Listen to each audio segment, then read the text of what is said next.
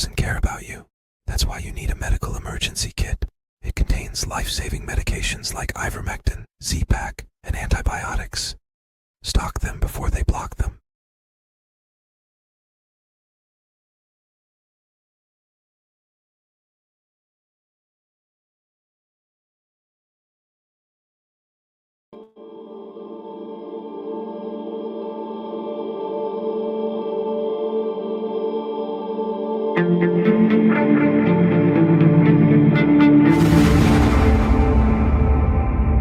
Has been vigorously developing its defense industry. Now it claims to prepare for a long-term conflict. Several decades ago, Japan launched a war of aggression, and now it's peddling the so-called tension narrative. Is the Japanese side trying to repeat the history, speed down the path of remilitarization, and once again become the source of disaster in East Asia? Last century, Japanese militarists during their aggression and expansion committed horrendous crimes against the Chinese people and people in other neighboring countries, including Japanese people. Given the history of aggression and to prevent the revival of Japanese militarism, the Gettr Declaration, the Potsdam Proclamation, the Japanese Instrument of a Surrender, and a series of documents with full legal effect under international law explicitly require Japan to be completely disarmed and not to maintain industries that would enable it to rearm for war. The Japanese constitution also contains strict restrictions on Japan's military strength, right of belligerency, and right to war. From exclusively defense-oriented principle to a long-term conflict, Japan has been making frequent, dangerous, reckless, and provocative moves in the military and security fields, defying its self-claimed dedication to peace. Many people with insights have noted that the recent remarks by some senior officials in Japan sound more like war mobilization and war cries, and a direct echo of Japanese militarists in the past. This year marks the 80th anniversary of the beginning of the Tokyo trials. Japan has not only failed to do a serious soul-searching of its past wars of aggression, but also attempted to resume military expansion. The international community will never accept this. The lessons of that dark history not far away must be remembered. All peace-loving countries in the world must remain highly vigilant and firmly resist Japan's reckless moves of new militarism. Violation of international public law on Iran. Although I believe that I'm a big friend of Israel, I believe so. The only flag that was hoisted here in front of this presidency, apart from Serbian flags, and once European Union flag, was Jewish flag. I cannot justify absolutely everything, but whether I'm still a friend of Israel, yes, I am. But you also recognize a Palestinian state? Yes, but also I cannot say that it's not a violation of international public law when you start attacking a sovereign country like Iran. To develop this, I think everyone understands that. First of all, we will never renounce our territories. We will never recognize occupation. This will never happen. Don't even try to dream about this. Regarding Donbass, I'm sure we will find a solution which will be acceptable to us because this is our land. We cannot trade with our land. Now, this is not something new, but we are currently in the state when if we are weak, no one will talk to us. Don't hurry. The wish to have peace, it's a sense, it's a good sense. It's not demonstration of weakness. The conditions for peace may be very different. Nobody in Ukraine would agree with the loss of even an inch of our territory. This everybody understands, and that we hasn't come to the agreement. Everybody knows, but this is a process. It may reach its objective, may not reach its objective, and we must be prepared. we must be strong and ready for any developments. If we are strong enough, this will have a space for maneuver in the situation. But if we are too weak, something will, in any case, something will take place, but it may take different directions. So our main point is that we must be strong, and we must be strong in the future in order for this negotiation process to be successful. Nobody wants to deal with the weak ones, and no international law works here. Clearly, we reject this kind of Twitter diplomacy. And now to the facts. The Director General of our ministry, spoke earlier today with the Israel Tax Authority, which has begun an examination of the matter. When you examine something, you check the facts. The vessel has not entered the port and has yet to submit its documents. It's not possible to verify the truth of the Ukrainian claims regarding the forgery of the bill of lading. Up until this point, the Ukrainian government has not submitted a request for legal assistance. They submitted tweets. This is required when the claims concern criminal acts committed abroad. Nor has the Ukrainian government provided evidence for its claims. Israel is a state that abides by the rule of law. Israeli authorities are obliged to act in accordance with the law. Legal discussions must be based on evidence.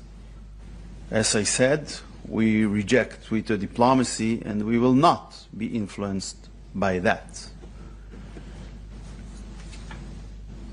We say again to our Ukrainian friends, if you have any evidence of theft, submit it through the appropriate channels. And I didn't finish. You have a problem that I will elaborate on this issue? No. I thought you last thing, it's a bit surprising coming from a country that we supported in international forums, supported in so many ways, including humanitarian help in so many ways, lately with energy generators last winter, but probably this is life. We will stick to our principles.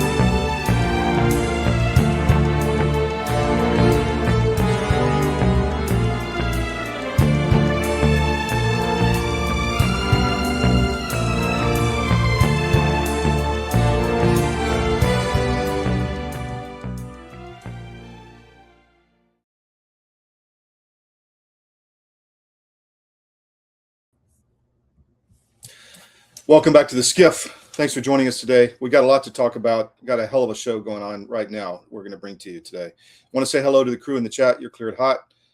Love the engagement. Thank you. Check out whatfinger.com. Great aggregator site. They post a lot of our content. We have a lot going on. In the second segment, we're going to have Major General retired U.S. Air Force Bentley Rayburn, who is the CEO of STARS, Standing Against Racism and Radicalism in the Services, an organization I helped found several years ago, and has been fighting hard to get the DEI out of the services and any radical ideology out of the services, primarily focused on the U.S. Air Force Academy. And we had an event yesterday, or an incident yesterday, actually, that happened Friday over the weekend, and we reported on it. This is it.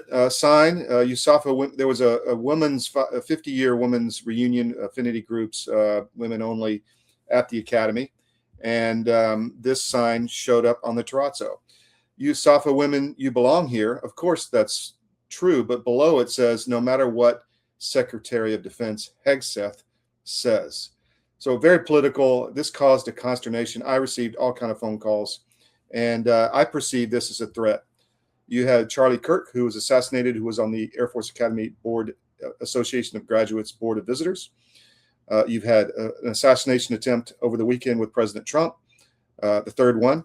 You've had lots of death threats. I've received death threats. We've had our storage locker burned, firebombed.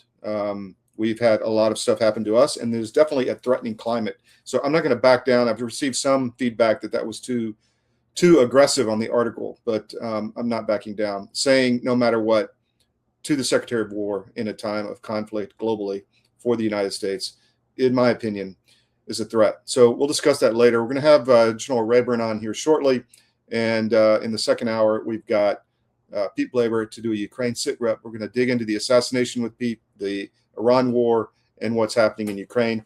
Going to be a hell of a show. Stay with us. We'll be right back here on the SCIF. Don't go anywhere. See you in a second after this break. If I can find it.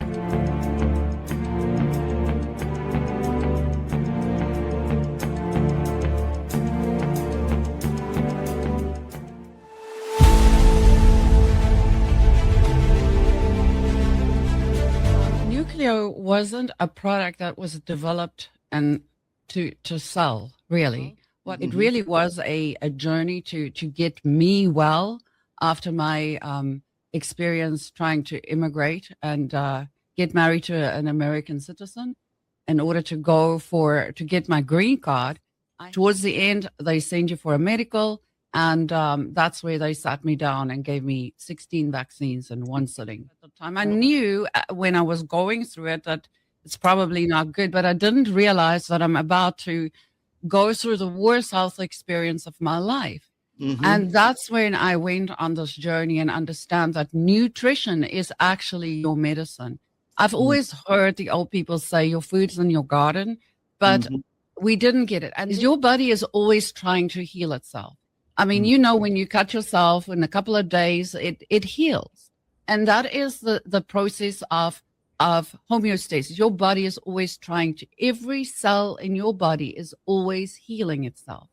And just like anything, if you bake a cake or you build a house, you need the right ingredients to achieve the result. Now, if you don't have the correct nutrition and you're not eating the correct food, it's like trying to build a house without bricks. Now, a lot of people, they say, what does nuclear do? Nuclear itself does nothing. It's not designed to do anything. Your body does the work.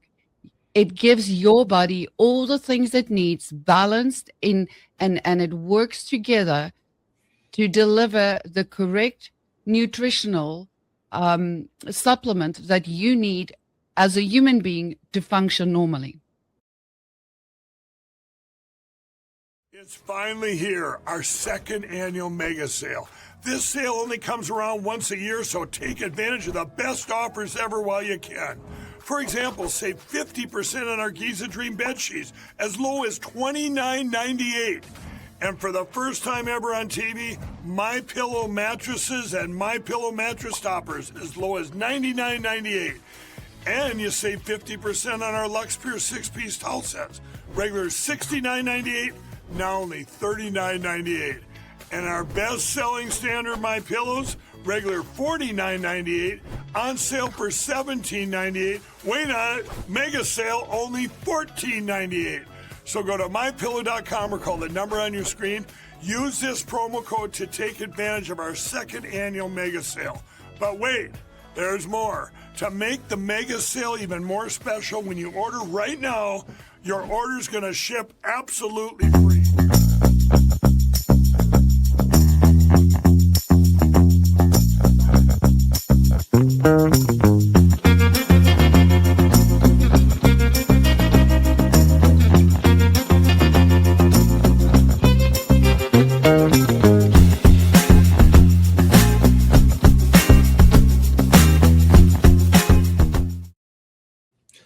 All right. Welcome back to the SCIF. I see General Bentley Rayburn in trying to come into the green room. As soon as I see his camera on, I will bring him in.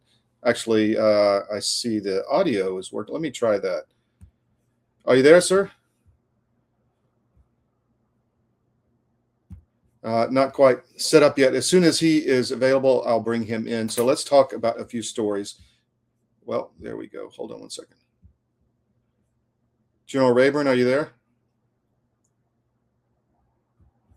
Okay, still working. All right, let's talk about a few stories. We got Pete Blaber in the second hour that's going to come on Ukraine SitRep, and we'll talk about what's happening there. But this, I want to bring back up. There was a women's event at the Academy, and we're going to talk to the general about this specific issue when he comes in. Looks like he dropped out trying to come back in. So we will try that in a second. I wrote this article that USAFA women were insubordinate. That's definitely for sure. First of all, they called, these are graduates of the Academy who came on the middle of the Academy Terrazzo to discuss or to celebrate 50 years of women in the Air Force Academy. So this is obviously a big event. You can debate whether affinity groups that single out certain identities or genders or race are good or bad, but they did this anyway. It was there. And then a group of them got very political on the Terrazzo right in front of the cadets. They put the cadets in jeopardy of insubordination. They put former grads in jeopardy of insubordination. And I am told by many women emailing that it really tarnished the event, and not all of them felt that way. The Air Force Academy put out a statement, which we put at the bottom of this article, that essentially, this was not our event. This was, something else. And, we had nothing to do with this. And it was just a small group of women. That all may be true, but I felt that the lack of urgency, the lack of anger, the lack of concern about this happening on the grounds of the Academy during the day, during the school year, when cadets were all around. I mean, first of all, this shows incredible insubordination. You don't show that to young cadets. And I just felt it was horrible. So we were pretty strong in this article, and it went viral. Well over 10,000 hits at this point, I believe.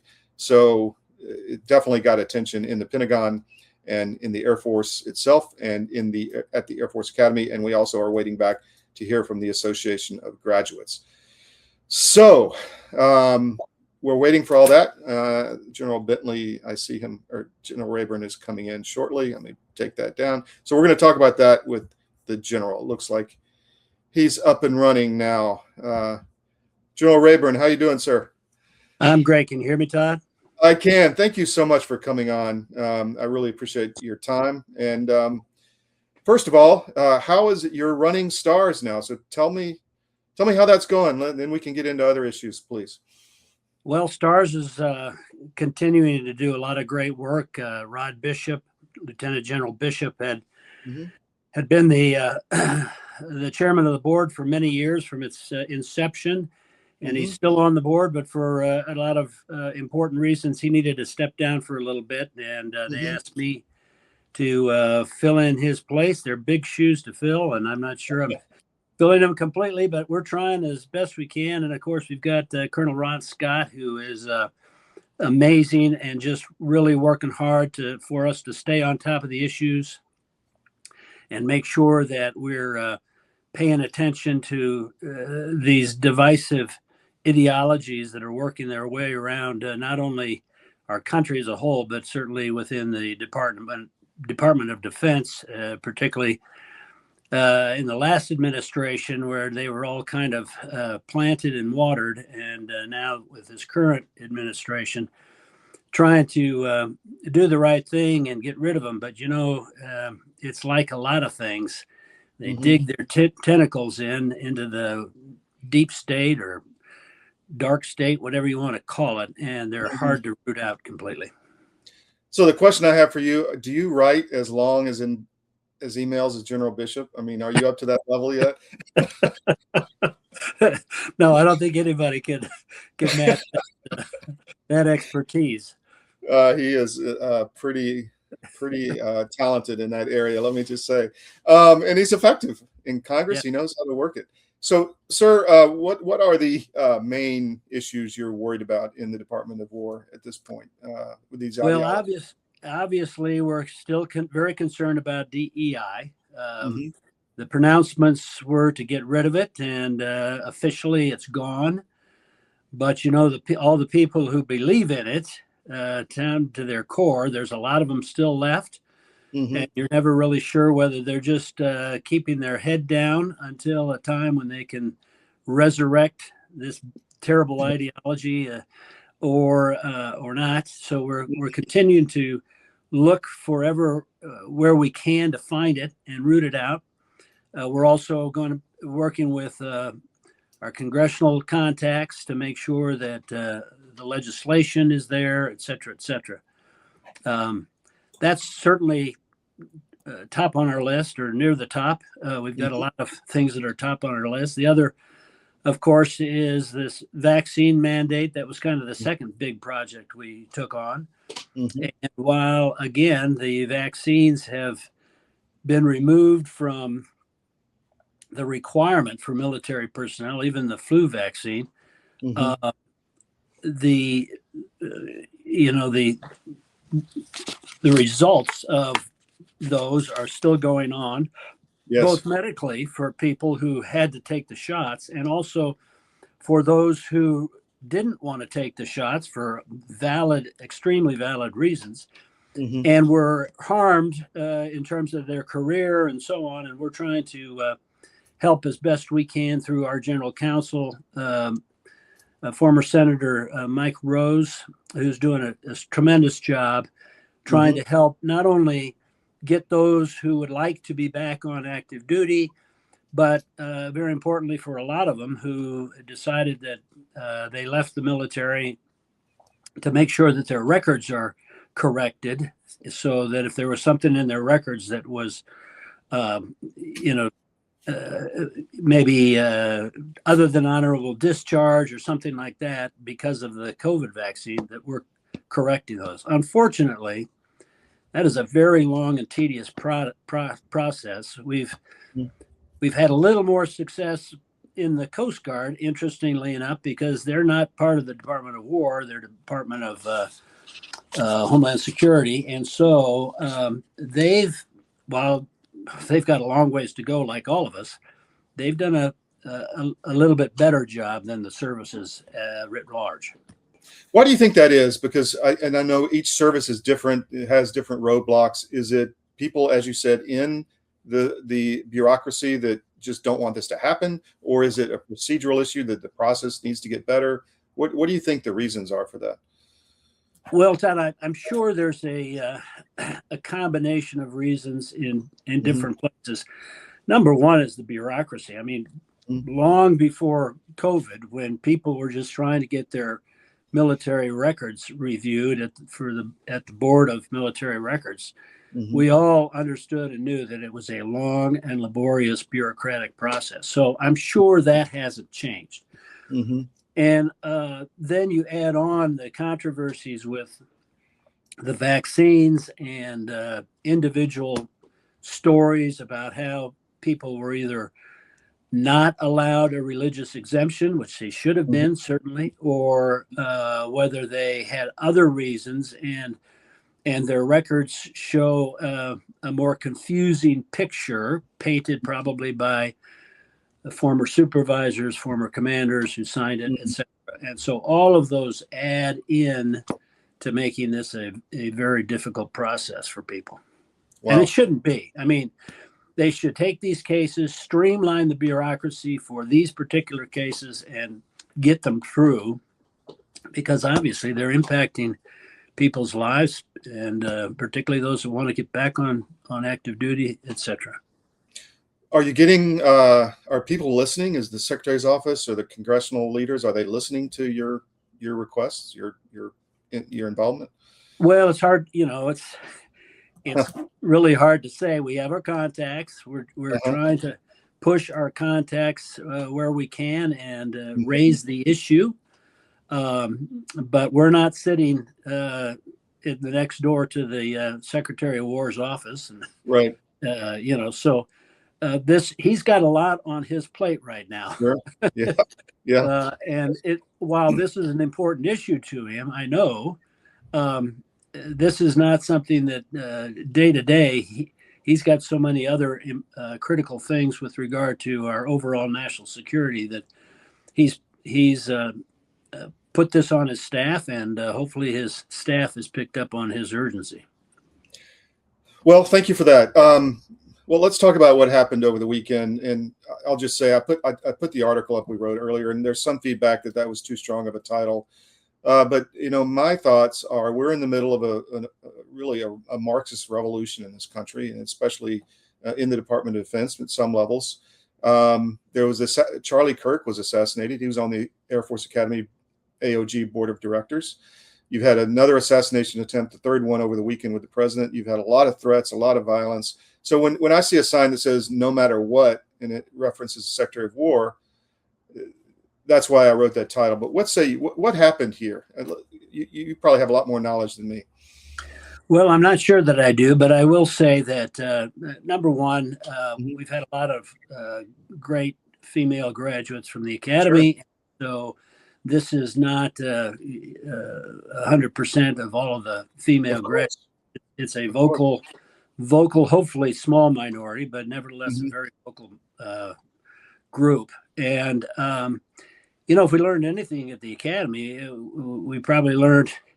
One of the things we learned was what's appropriate and what's not appropriate, particularly on a military base, particularly at your alma mater, who has a reputation and so on and so forth. And I'm wondering whether these ladies who are involved in this learned any of that at all, either here at the academy or in their career.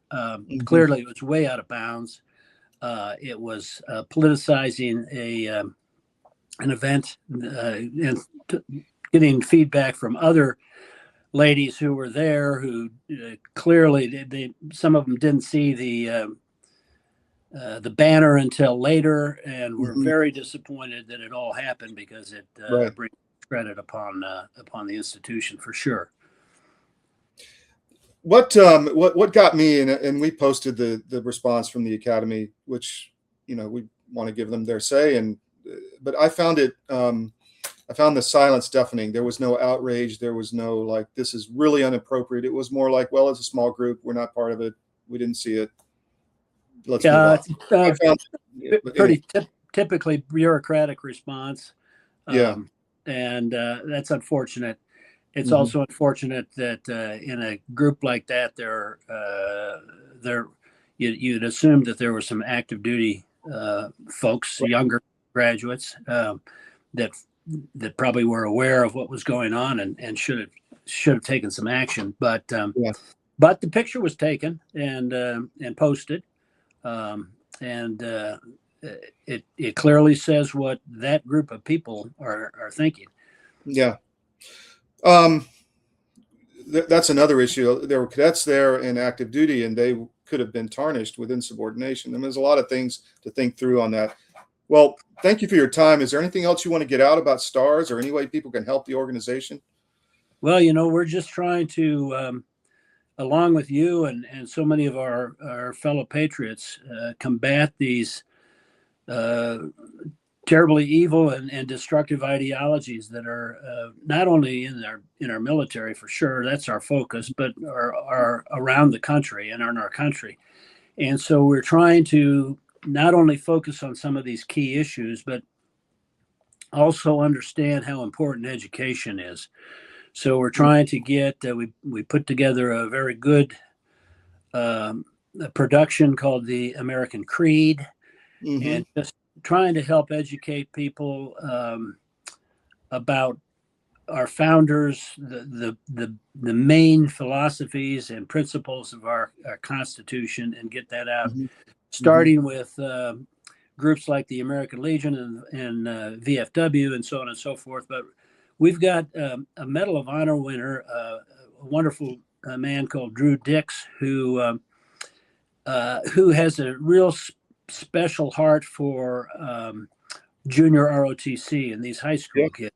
And so that's going to be one of our other focuses to make sure that where we can reach down and talk to young kids, because as you well know, we've got a problem in this country with our education system. And so we're going to try to do as best we can as in our organization. But people can look us up, STARS, that's with 2 R's, STARRS.us.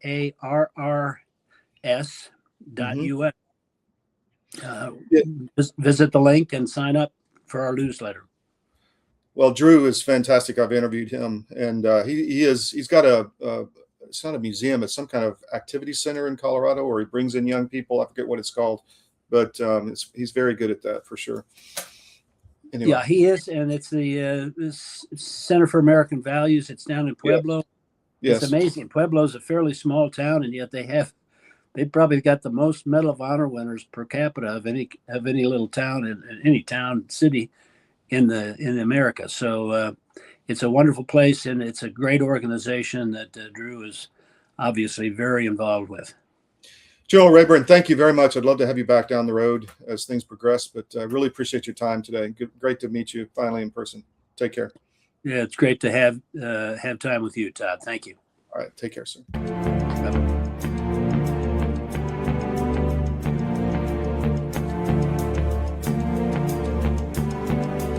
I'm excited to announce that we're having our biggest Made in America sale ever.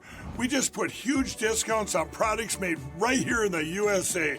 MyPillow bed pillows, body pillows, go anywhere pillows, bolster pillows, all made with my patented adjustable fill.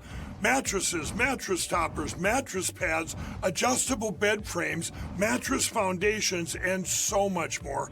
All made right here in the USA. And now we're expanding our USA products beyond just quality sleep. Like the cross I wear every day, now available in both men's and women's. We even have USA-made socks. And are you tired of being tired? Try our new health beverage, Rev 7. Or how about my coffee, the greatest coffee ever. So go to mypillow.com or call the number on your screen. Use this promo code to get deep discounts on all these products. Plus, for a limited time, your order ships absolutely free. Divorce is tough, but your finances don't have to be. I'm David Cross, and I'm a certified divorce financial analyst practitioner. My job is to help you get a fair financial settlement in your divorce and to guide you to smarter money decisions. Find out how we can help you. U.S. Asset Management. It's your money. A warm welcome here at the National Press Club. Welcome to the journalists, welcome to the Embra team, and welcome to the other guests that we have here. I'm going to announce, and as some of you guessed it right when they came in, the first E2 order by an American operator. And that operator is Avello. We believe this is really a strategic shift to unlock profitability for the customer. I'm very pleased that we have Andrew Levy here as the CEO of Avello, and I'm very pleased to give the stage to share a little bit more about what Avello is going to do with the E2 195. Thank you very much. Couldn't be more excited to be here as part of this historic announcement. We have such a great cultural fit as companies, so we're very, very excited to be Embraer's newest customer. We launched our airline in April of 21, and our target is focusing on small secondary airports of large metro areas. We've carried over 8 million customers since we started on 63,000 flights. And we've done all these things with 1,200 of the greatest crew members I could ever imagine having, and many of them are here with me today. This is the right airplane for us. It's going to open up opportunities for us that no other aircraft can serve. The best thing about the airplane, of course, is you will not find a middle seat on this airplane. It doesn't exist. We won't have any to offer. It's going to be the best cabin in the United States, and we're so excited about that. This is going to elevate our experience to the highest level, and we think our customers are absolutely going to love the airplane.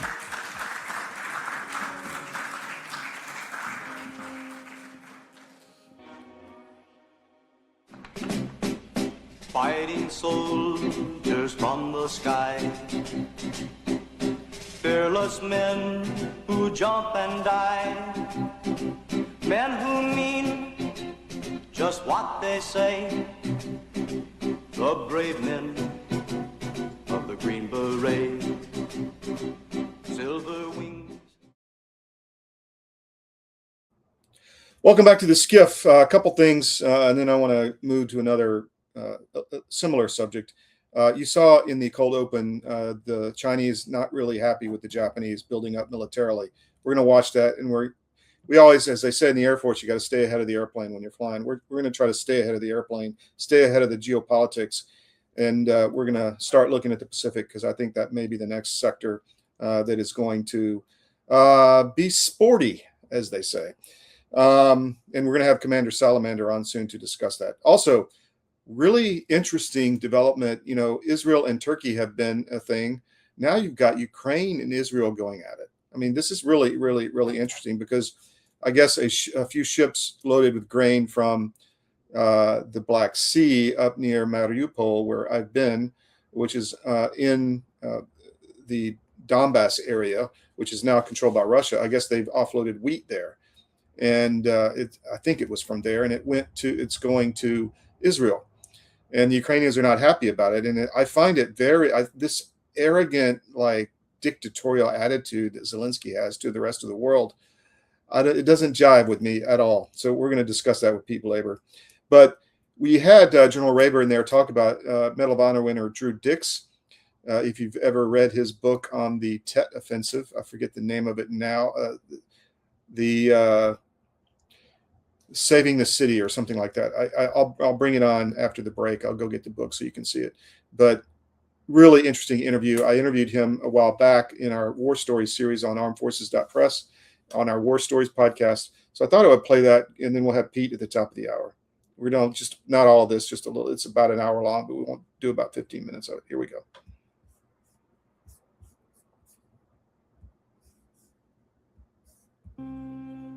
So we're honored today to be joined by our first Medal of Honor recipient here on War Stories. Quite a treat and a real honor.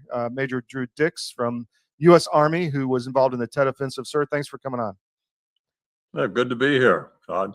So we're going to talk about several things. I want to hear your war stories, but let's start with the Center for American Values. Tell us about that, why you started it, and then we'll get into the good stuff.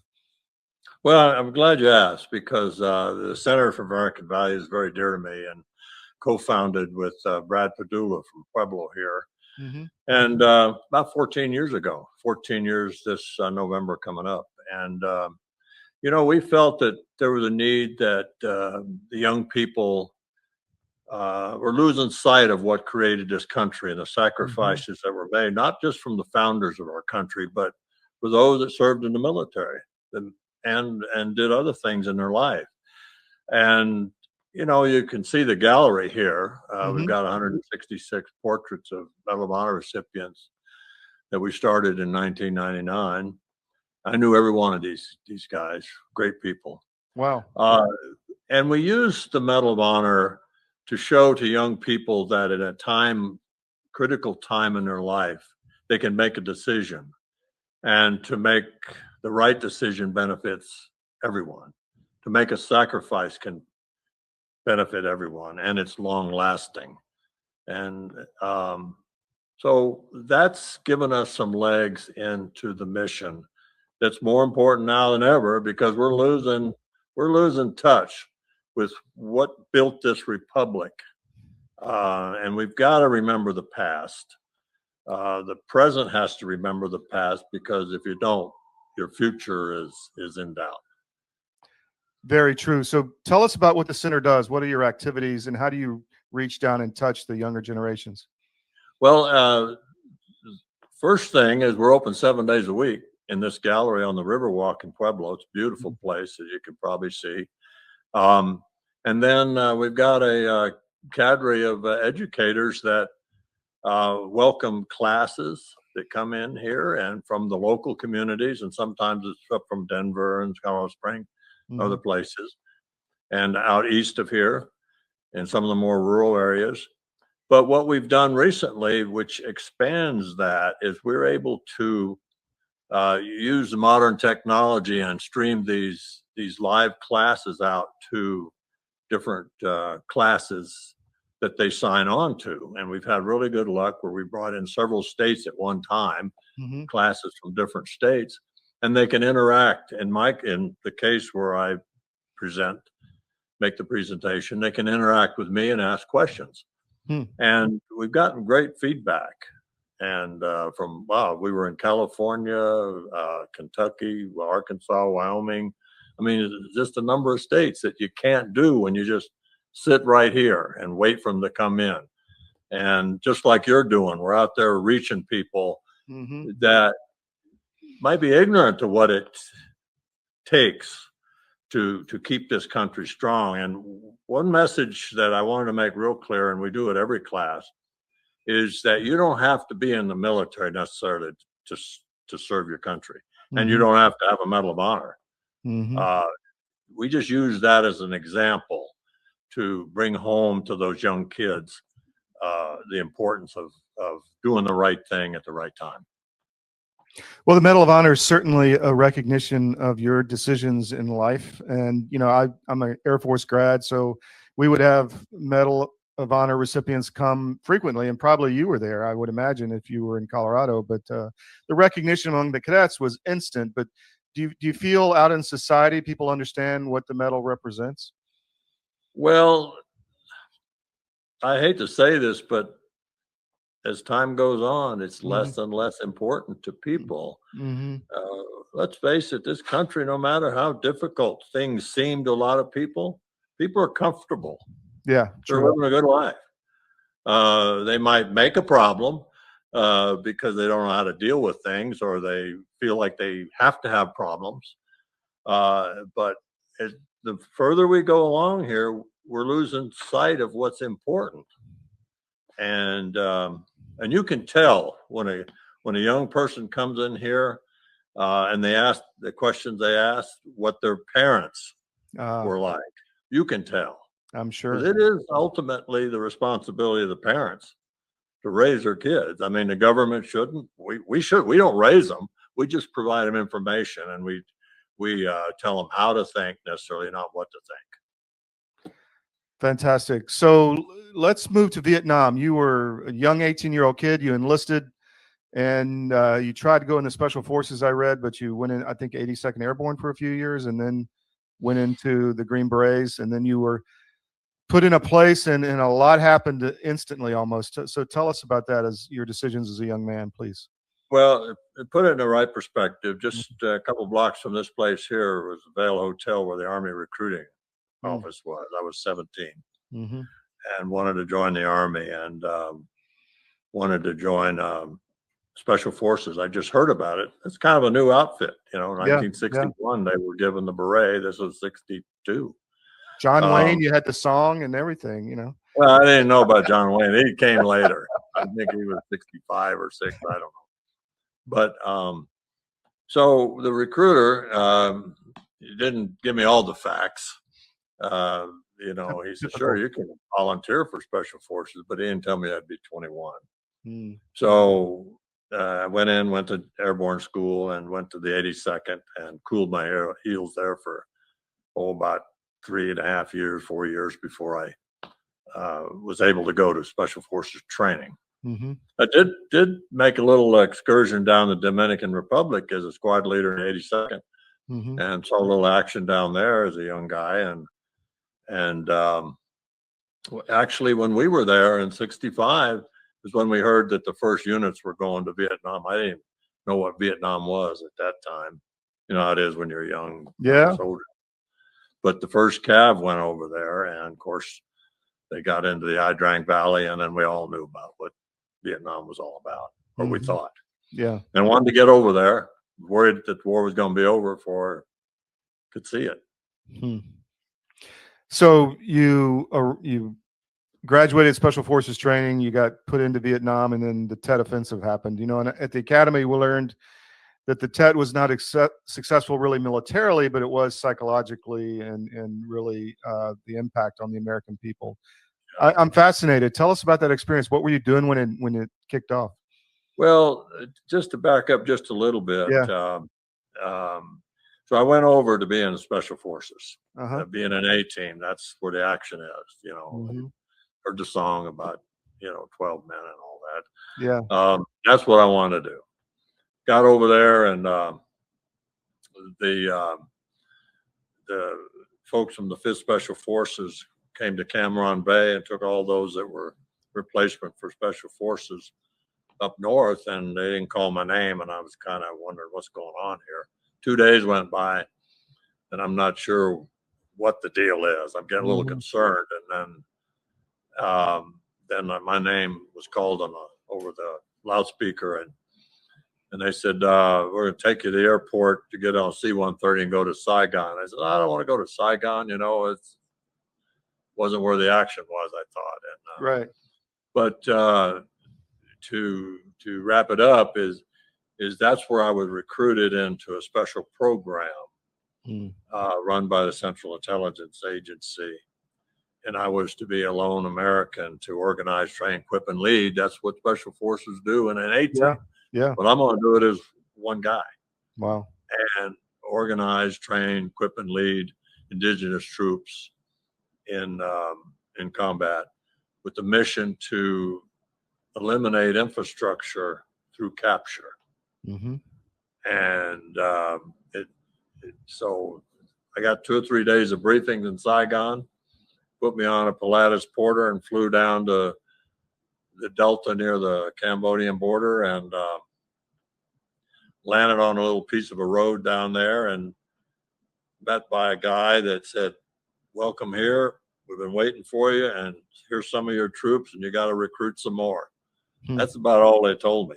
Wow. Did they speak English? I'm curious. I mean, did the Vietnamese troops, were they English speaking at the time? No, I was, you know, Special Forces is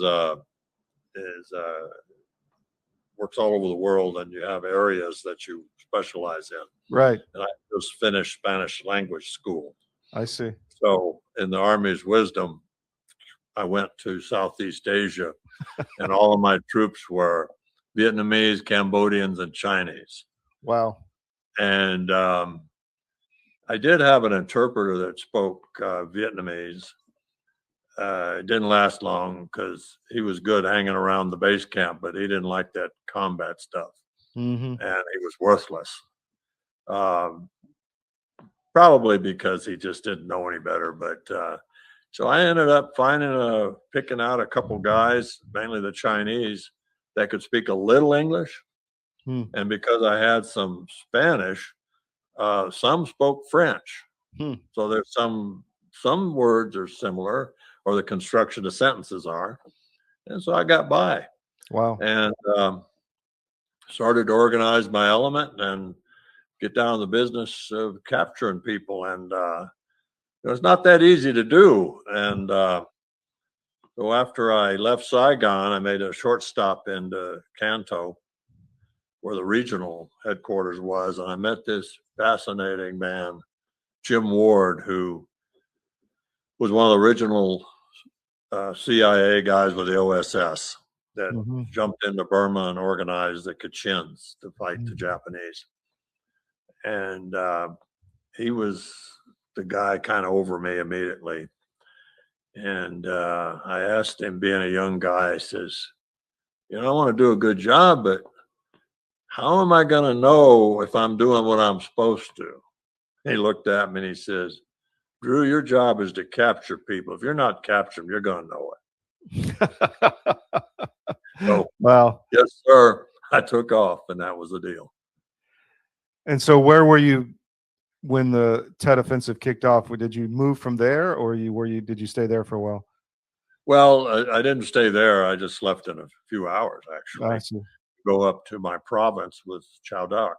And there were no conventional military there.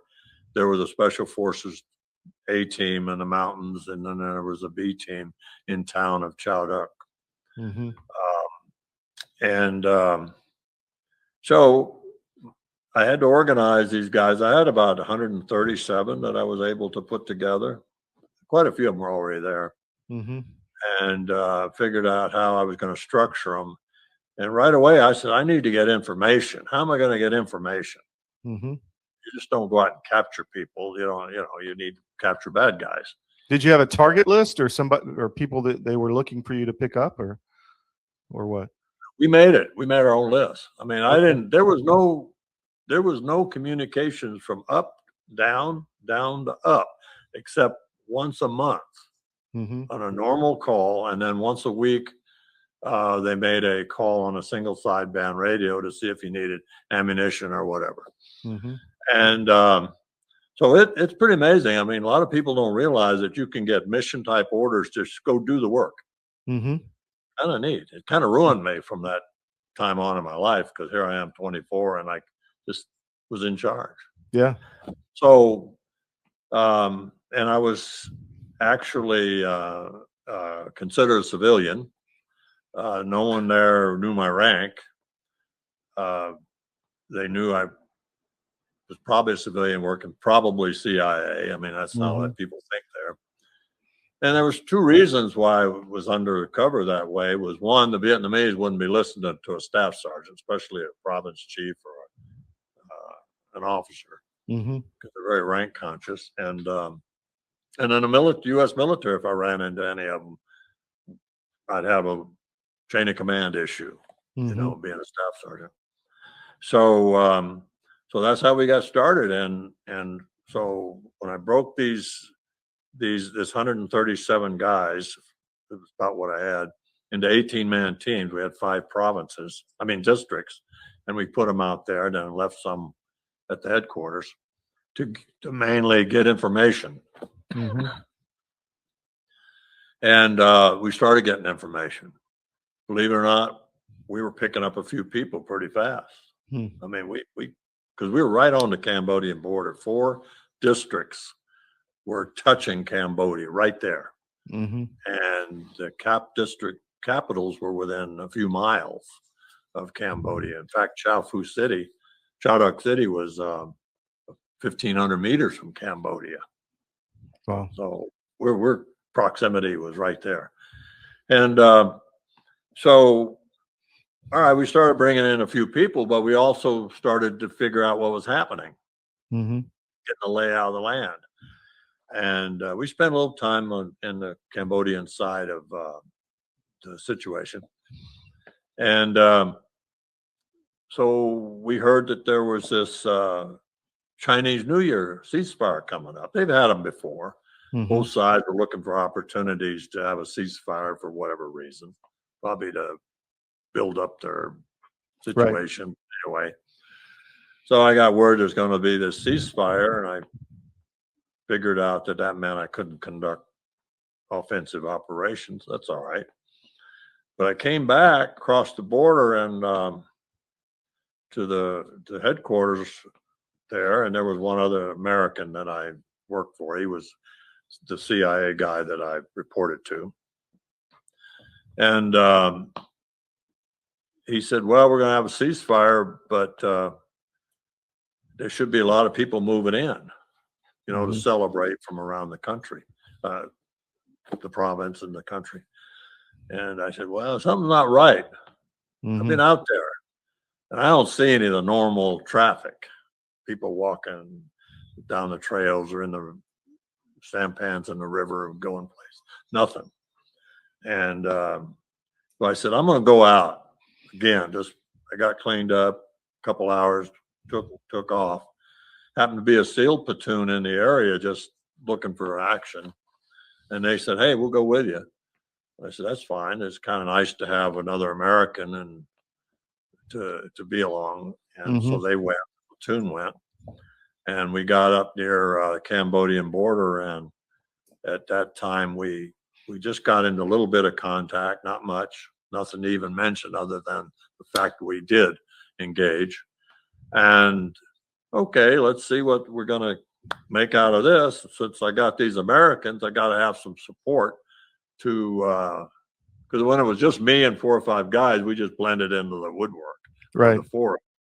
And that's how we survived. But when you got a larger element, you need to be able to have the artillery or whatever to support. So we called the district headquarters, Anfu, where there was an advisor unit there. There was an artillery unit, and we're going to get support for this contact that we just made. Found out then that there was no artillery available. It has all been directed to Chao Fu, the city. and you could see in the distance. We were, I don't know, 15, 20 miles away, but you could see the lights. And we weren't sure what the deal was. One of the SEALs this was dark now. We're in the nighttime. I was joking, so maybe that's fireworks for Tet. And then I said, well, if it is, it got out of hand because that's big. Mm-hmm. And it turned out that the enemy had totally infiltrated that provincial capital, as they did in about 41 others across the country.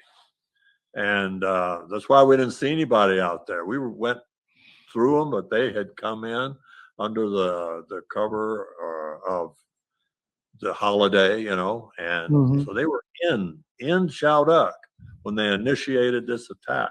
And so we're going to head back and give them a hand.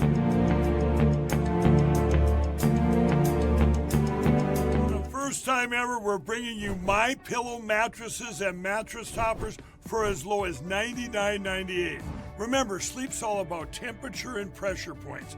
Whatever sleep needs you have, we have the right technology for you. Like our MyPillow mattress topper, our queen size has over 10,000 individual comfort supports to help relieve your pressure points. And how about our 3-inch Hybrid Plus mattress topper? It's infused with copper and silver to help your body get the restorative sleep it needs. And our MyPillow and Case Coil mattresses, I personally helped develop these mattresses to make sure they have everything needed to give us great sleep. Plus, they're made right here in the USA, and they ship right to your front door, absolutely free. So go to MyPillow.com or call the number on your screen. Use this promo code to get MyPillow mattresses and toppers for as low as $99.98 and free shipping.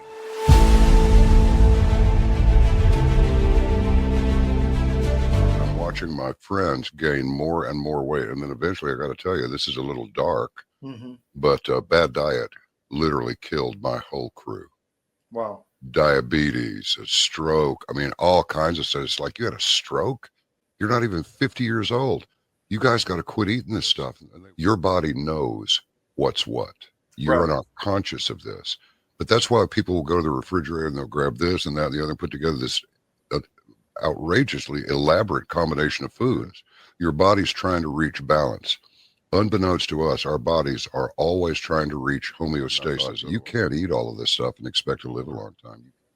And one thing led to another, and I went, forget this. We're going to make our own product. So we partnered with one of the world's top 3 biochemists where nutrition-specific study is concerned. I said, all I want is the best nutritional and immune support product in the world. So we mix it in yogurt. It's a powder. I got a bag of it here. I keep one on the console all the time, just so I can show people. Yeah. And it's a powder. Now, this is not candy. This is hardcore nutrition. And sugar is an enemy. And most people do not know that the reason these bellies are showing up on people all over the place, your body makes fat to store the toxins it can't get rid of. So it just puts them over here. But I can tell you this, you take this for 30 days and then lay off of it for 2 or 3 days, and you'll go, good grief, give me some more. Skin, nails, hair growing back. Cut yourself and it heals in half the time.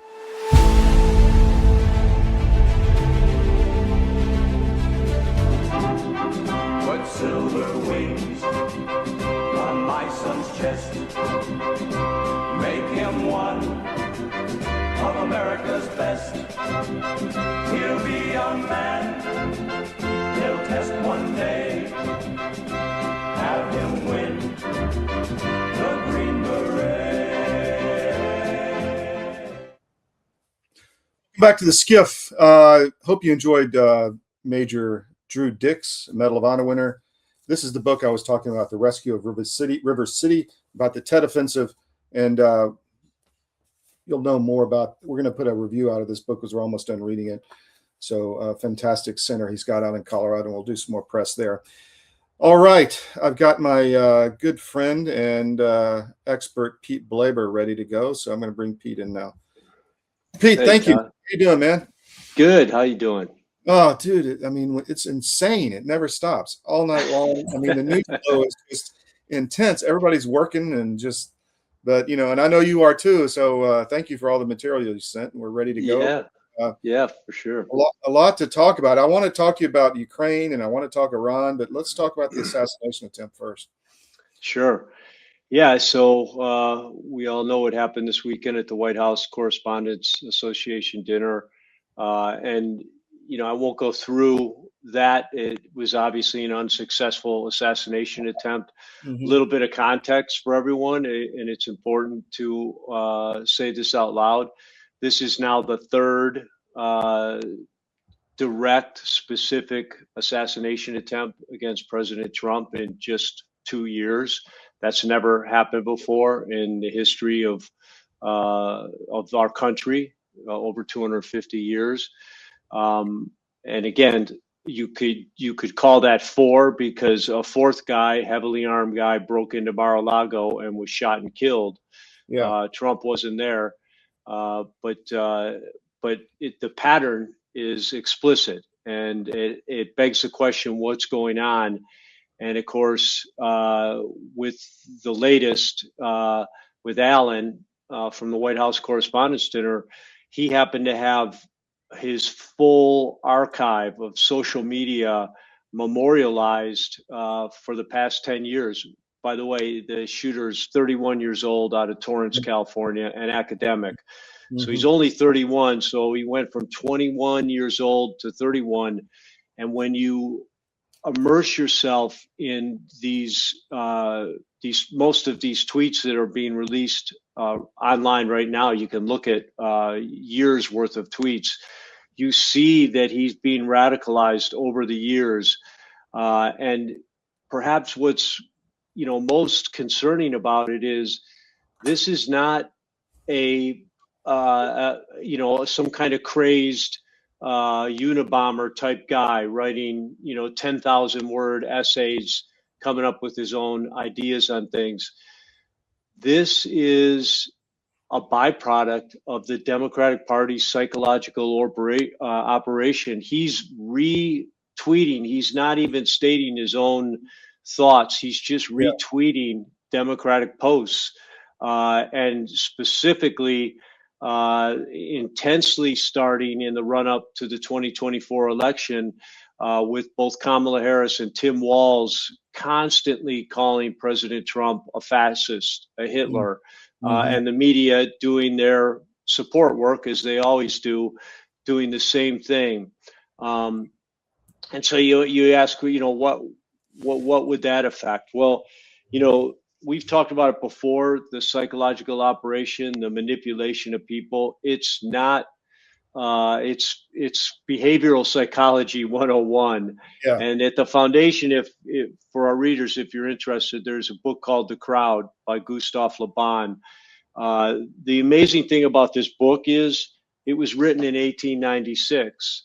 And what that tells us is, and in the book, he talks about how crowds can be manipulated, how crowdthink is vulnerable to impulsiveness, lack of reason, violent outbursts. And of course, anybody who watches any type of crowd or a riot knows all these things are factors. But this guy, figured it out back in 1896. The reason the year is actually irrelevant is because human nature hasn't changed at all since 1896. So the same way you manipulated back then is the way you manipulate now. And the number one emotion of a manipulation is fear. And the Democratic Party's been on that with Trump since they began taking him seriously in 2016, just creating this boogeyman where it creates an existential threat in the minds of the vulnerable. And before we get to some of the empirical examples, I'll just say this. This wasn't their intention. What all of this manipulation started, the target of this manipulation was people who support Trump. But in the same way as it backfired on them in the scamdemic, remember, the fear was used throughout the pandemic, but their target was non-white vaxxer, people who were refusing the vax. Mm-hmm. What everyone discovered was that propaganda doesn't work on critical thinking people or people who have other people who can tell them, no, that doesn't make any sense. Have you ever thought of this? But what it does work on in a way that even the behavioral psychologists employed by the Democratic Party could not believe is it worked on their own supporters, which is why within weeks you would see these, you knew who these people were, who they were voting for, driving around in their cars, everyone in the car with the mask on or two masks on. All the windows rolled up. Right, the bubble. Secretary Austin from DOD with the Darth Vader mask on. It worked on their supporters, and that's the same thing that's happened with the calling Trump a fascist, calling him a dictator, calling him Hitler. It's not working on Trump supporters. Trump's support is still high, especially historically high for a first administration. But it's radicalizing the Democratic base, and they're actually manufacturing these crazies. I was on Rob Manus's show yesterday, Colonel Manus, and he made that point. This guy was not like out of the ordinary. This is like mainstream Democrat dude, because you're right, they've been indoctrinated. And you look at the murderer of the United Healthcare executive. You got all these Democratic women wanting to sleep with the guy because he killed the CEO. I mean, this is crazy land going on. And anyway. he's a known he's a known individual with psychological issues. All you have to do is talk to his mother. He's schizophrenic, so to turn him into some sort of heroic figure is just another reach, but it's not a reach anymore. They think they can manipulate anyone. They think no lie is too big of a lie. No story, no matter how factual, cannot be turned around by lies. And so they go on and on. But just to show some of the numbers, do you have that bar graph, Todd, that shows MSM story count? I'm not sure where that was. I don't know if I do have that, actually. I sent it to you. I think, I sent it to you last night. But anyway, there's a bar graph to our viewers that just counts the amount of stories. That's on the Zero Hedge article. Hold on, I'll bring it up. That counts the number of stories by the mainstream media, whereas the lesson or the subject of the story was Trump is a fascist. So this way undercounts.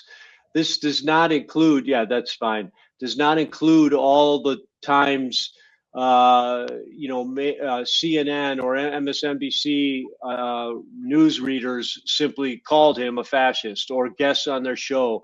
This just counts stories.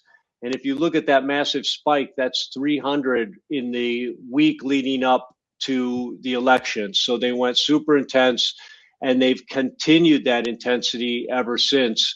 For our audience, it says, you can't see it, MSM story count with Trump fascist. So that's what that top is.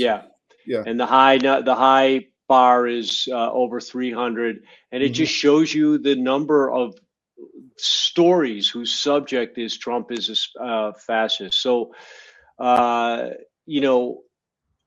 what radicalized Allen were the same talking points that are repeated every day by the Democrats, and that's a principle. It's mentioned in Laban's book, The Crowd. Repetition breeds recognition. You say it over and over and over, and soon it becomes a recognized truism to those who listen without critical thinking. So, now let's just take a look at some of the actual examples of what's fed this. And we have, I think, Tim Walz, Kamala Harris, and maybe Nancy Pelosi in there. Ask you tonight, do you think Donald Trump is a fascist? Yes, I do. Yes, I do. The former chairman of the Joint Chiefs of Staff, Mark Milley, said, "No one has ever been more dangerous to this country than Donald Trump, and he is a fascist to his core."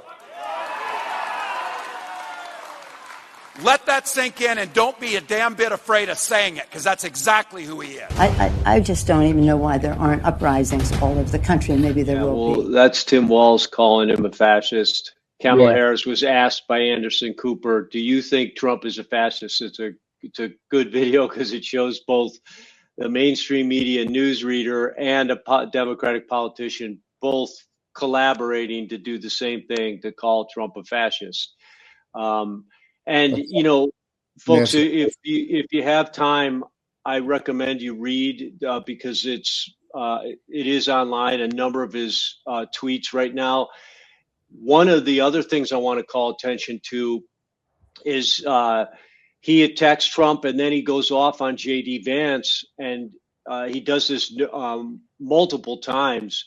And his single criticism of J.D. Vance is advocating for the end of America's funding for the Ukraine war and his support for Putin. So what's fascinating about this is just showing you the bleed over from their other propaganda efforts. As our viewers know, we don't call it the Ukraine war, we call it the propaganda war. The fighting is real, but everything people have been told about how it started, why it started, and what has caused the EU and the left to continue to perpetuate it has been a lie. And so, you know, you wonder, okay, well, that's Ukraine, but you're seeing this crossover. And let's not forget, Ryan Roush, the guy who hid in the bushes of Mar-a-Lago, visited Ukraine twice, was a massive Ukraine supporter. One of his beefs against President Trump was Ukraine. So let's just, because we talk Ukraine so much, let's just stop and think about that for a second.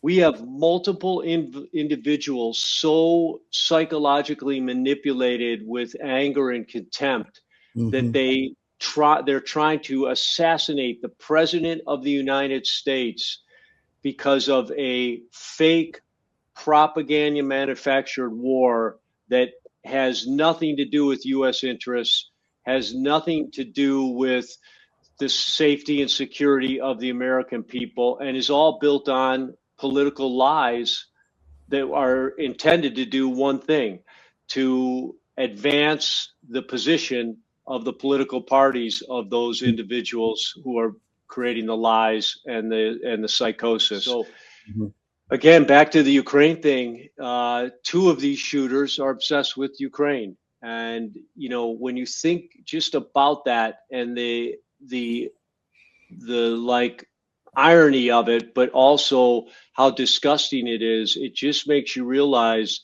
once again why that war needs to be stopped as quickly as possible, and why everyone needs to understand what a massive lie it is. And I'll just, you know, add to the lie thing. You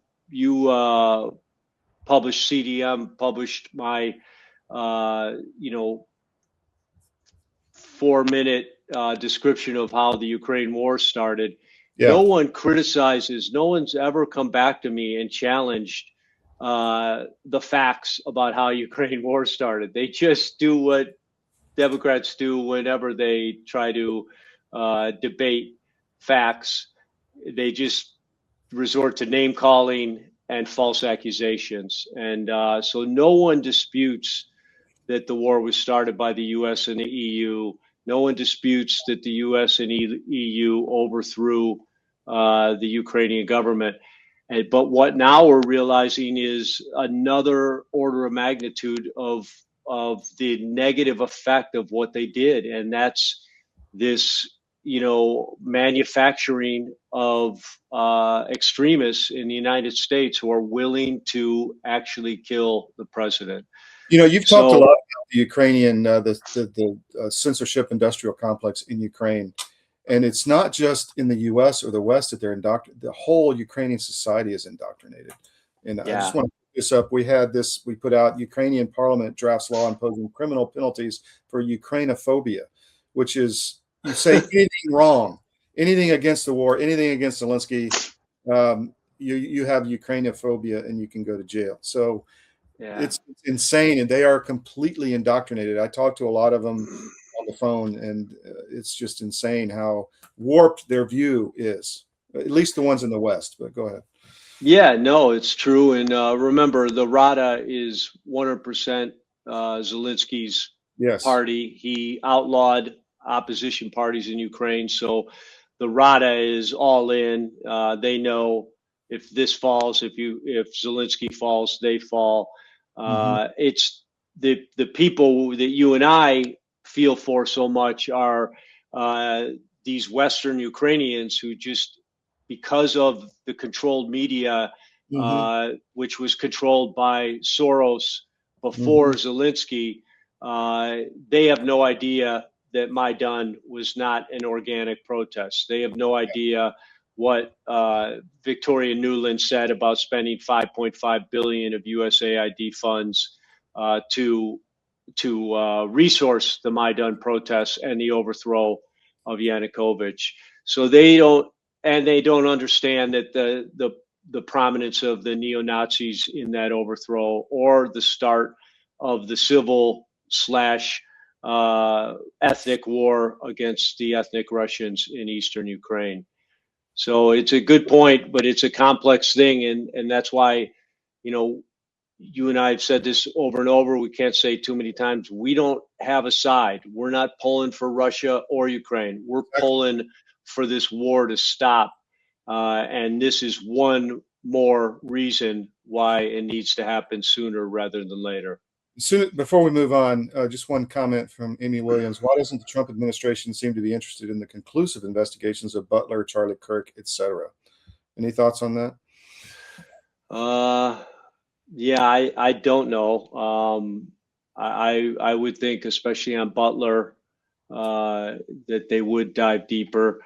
But yeah, it's a great question, Amy. I'm maybe needing a little more time to think about it, and I'll answer it again next time we come on. Yeah, sounds good. So you want to move to Iran? Yeah, let's go to Iran. And we talked last time about, so what's going on. Just to sum up Iran, I'm not going to go into the results of combat ops. We talked about that. The Navy's at the bottom of the Persian Gulf. The Air Force doesn't fly. The Army has no role, and most of their missiles have been attrited. So we're in this ceasefire period. It's back channel communication is open, which has been open almost the entire time. You've heard people saying, this schizophrenic thing. Trump says something, then they deny they said it. Well, in some cases, they are being truthful because there's multiple people talking here, which is a positive sign. It means the resistance does have a voice. We're not just talking to one theocratic representative, which would be a dead end, I believe, for the Trump administration. But what we did call out was what cannot be forgotten here, just like we just talked about Ukraine, is the Iranian people. And they have been forgotten. And once again, the culprit, the weapon, is the mainstream media.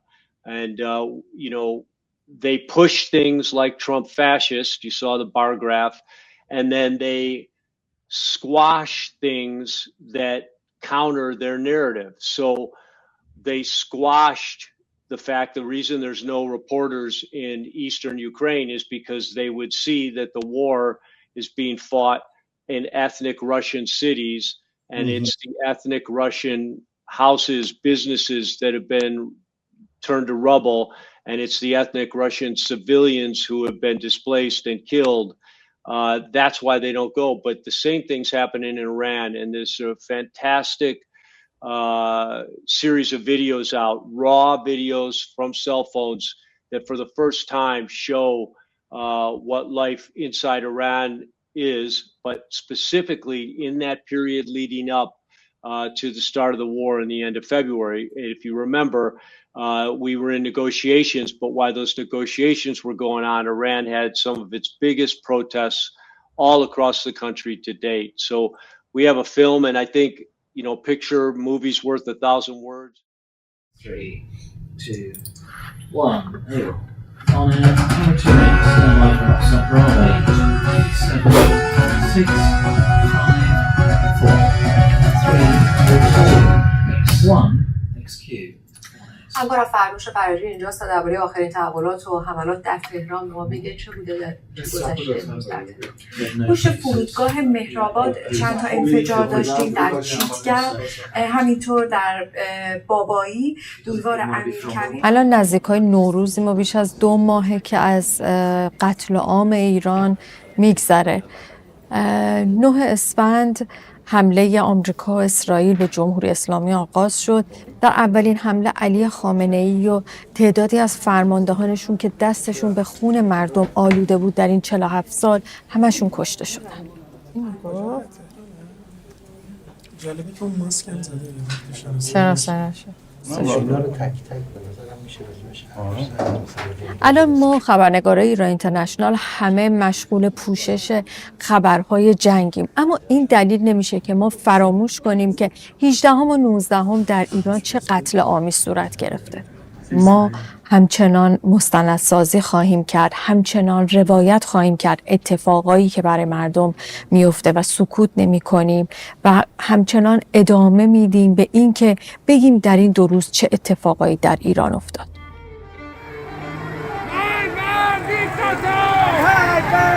مشهد 18 دی‌ماه 1404 کاملا شهر در اختیار مردم شده. هیچ کس نیست، فقط دست مردم.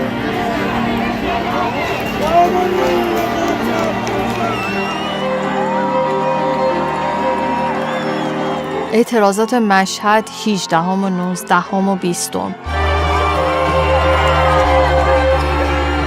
مذهبی، غیر مذهبی، زن، مرد، پیر، جوون همه دست همدیگر رو گرفته بودن، اومده بودن تو خیابون شعار بدن در شهری که جمهوری اسلامی فکر میکنه اونجا خیلی اقتدار داره، مردمش طرفدارشن. اون جمعیت نشون داد نه دیگه این نیستش. مشهد 19 به فرمان شاهزاده. سیدعلی سرنگونه! سیدعلی سرنگونه!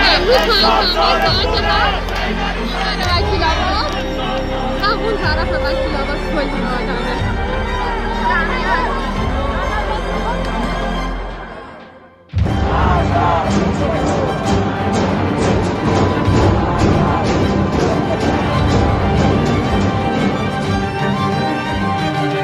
هیچدهم شروع شد از بولوار وکیل آباد.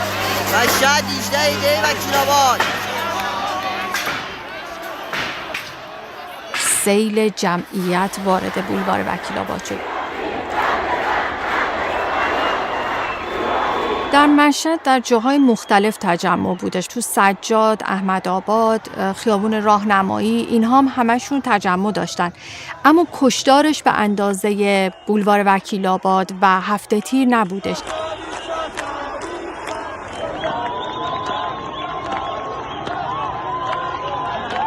اینا بیشترین نیرو رو خالی کرده بودن در میدون پارک روبرو صدا سیما و استانداری، میخواستن از اونجا محافظت کنن. 18 1404 نزدیک به صدا سیما دارن تیراندازی میکنن. صدای کلاشه. مردم که از اطراف، از امامت، از پل صیاد، از هفته تیر، از هر جا که می اومدن به سمت بولوار وکیل آباد می دیدن که لباس شخصی ها در کوچه پس کوچه ها کمین کردن.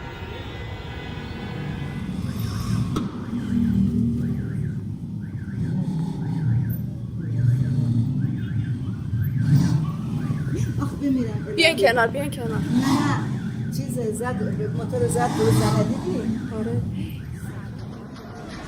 کلیش هستشه. سکوت نکن میبینی منو. ماشینای یگان ویژه از دم پارک ملت، از میدون پارک اومدن با ماشین‌های زرهیشون بستن بولوار وکیل آبادو و از اونجا شروع کردن به مردم شلیک کردن. از بالای پل دارن به مردم تیر میزنن. از بالای پل صیاد اینا شروع کردن تک تیرانداز گذاشتن و بالای ساختمون‌ها، رستوران‌ها و شروع کردن به مردم تیراندازی کردن. همه شروع کردن به جهت مخالف رفتن. از کوچه‌های اطراف موتورسوارا با تک تیراندازا، با قمه، با چاقو حرکت کردن به سمت بولوار وکیل‌آباد.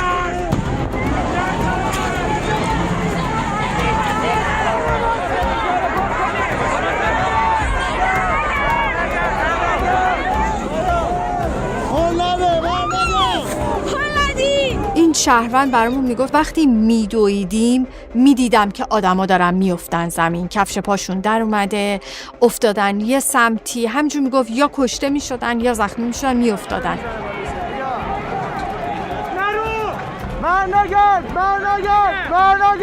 همه داشتیم به یه سمتی فرار میکردیم، اما همه حرکت کردن به سمت هفته تیر.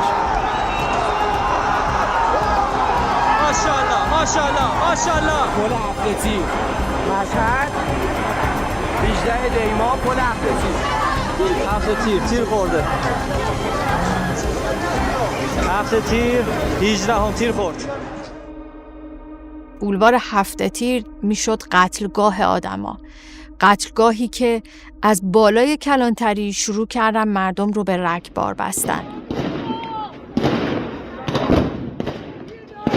کلانتری هفته تیر داره میزنه فقط. چند نفر تا الان تیر خوردن.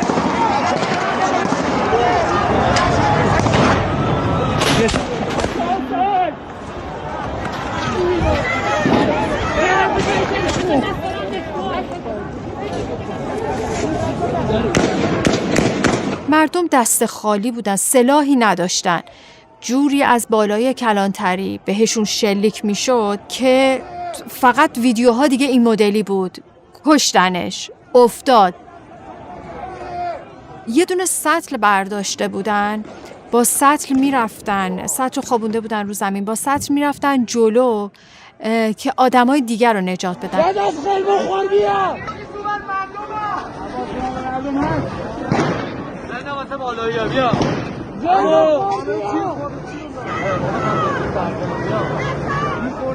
بیارشی بیا.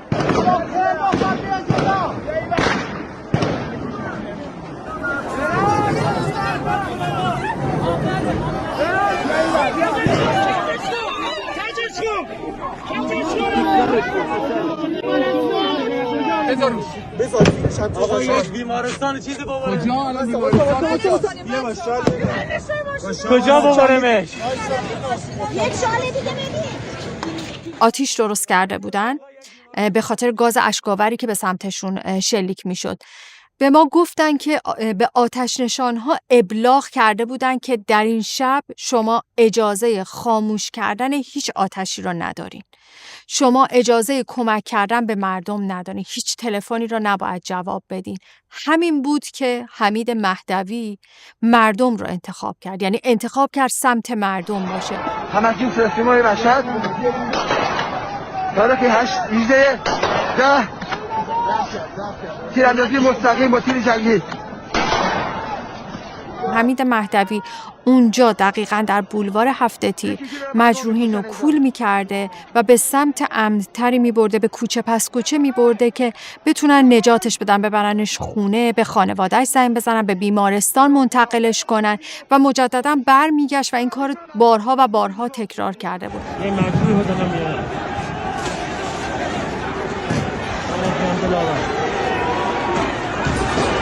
در آخرین باری که برمیگرده که مجروح رو میذاره سر کوچه و زمانی که برمیگرده خودش کسی بوده که بهش شلیک کردن و همونجا در جا کشته میشه. اعتراض برادر من، عزیز من، اعتراضش چی؟ یه آب باریکی میاد، خدا رو شکر راضی هستی، یه موقع اعتراض نکنین و اخراج میشین. پیج اینستاگرام داره که داخلش ویدیوهای زیادی از خودش منتشر کرده بود. این چند کار تو آتش نشانی نکن. شاد بود، امیدوار به آینده بود. واقعا میتونی به معنای واقعی کسی که عاشق زندگی و عاشق اطرافیانش و مردمش بود رو در ویدیوهاش حس کنی.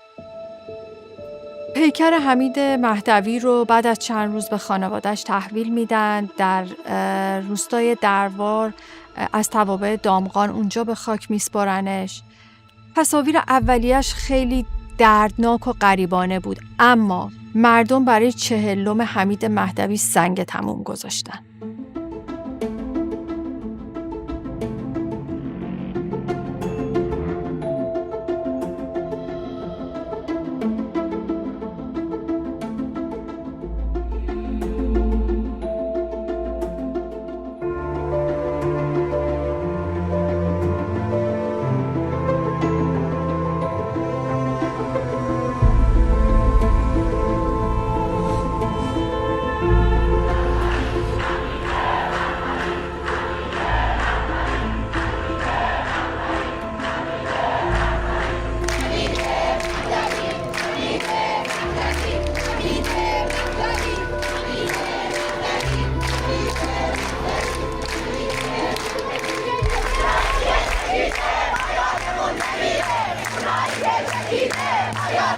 بعد اینکه مسجد نذاشتن عزاداری کنن، رفتن مزارش، مراسم رو اونجا برگزار کردن. به یاد فرزند ایران و جان فدای میهن حمید مهدوی.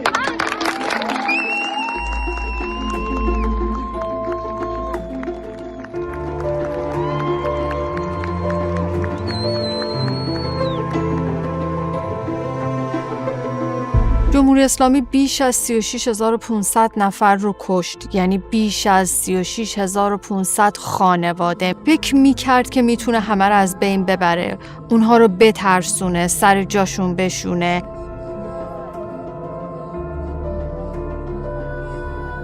ولی زمانی که 40م جاویدنامه شروع شد، خانواده ها نشون دادن که اصلاً همچین اتفاقی نیفتاده.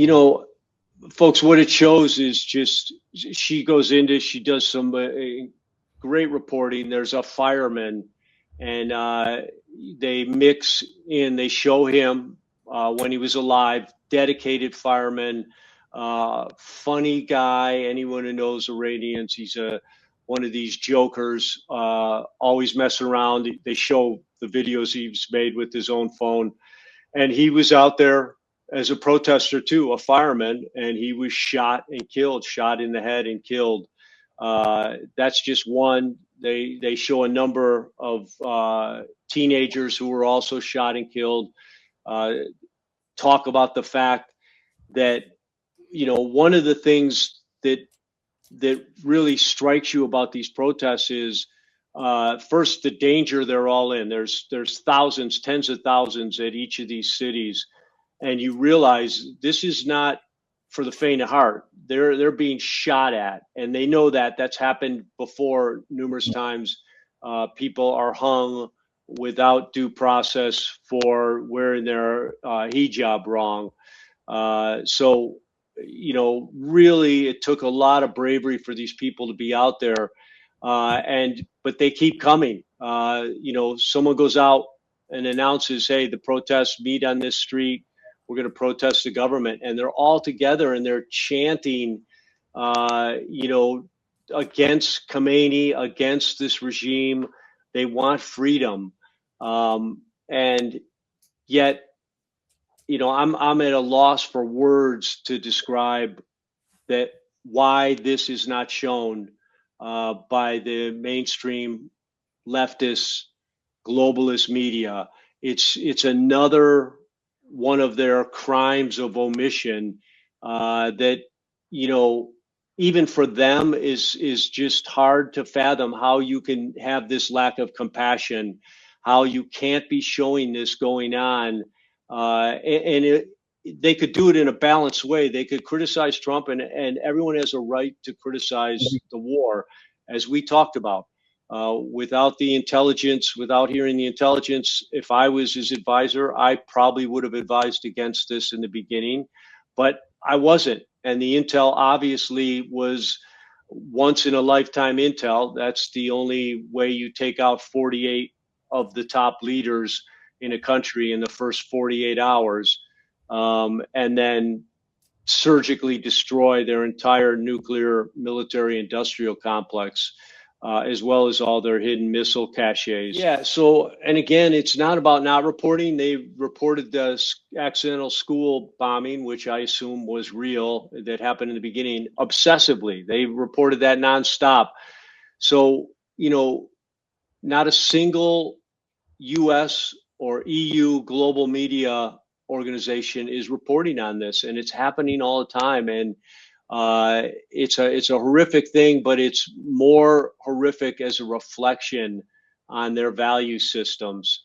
Mm-hmm. And again, you know, further in that video, they show a prayer and people praying that that the U.S. and Israel will not stop bombing, and that they will overthrow this government so that they can be free. People praying that, and you can tell it's spontaneous. It's just a cell phone video, which is made out in the streets. تولد 24 سالگی پسر منه. نمیدونم این چه حکمتیه. من از خدا میخوام، اون خدایی که منو فراموش کرده، همه رو فراموش کرده، من خدا میخوام که این مملکت ما رو از شر این ظلم و فساد، ظلم و دروغ، ظلم و تباهی هر چه زودتر رها بکنه.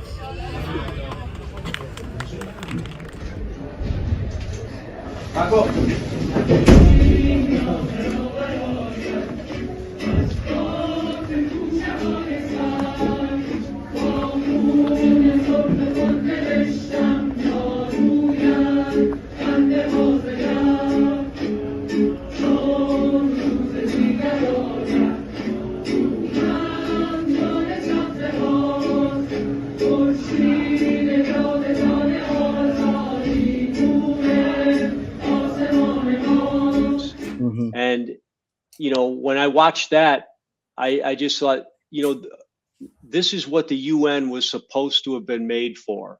Yeah. The UN was supposed to be this force that could go save people from totalitarian or theocratic governments that were slaughtering them. We've said the same thing about Eastern Ukraine. We should have gone in and saved the Eastern Ukrainians from 14 to 21. And it's true in Iran also. These people, you know, need help. So, well, the UN has been one of the biggest supporters in the UK and the Western media of the Iranian regime. I mean, they have worked to stop any change there. I mean, Obama sent them $6 billion, you know, I mean, so that, yeah, that has been a thing. And we need to be aware of that.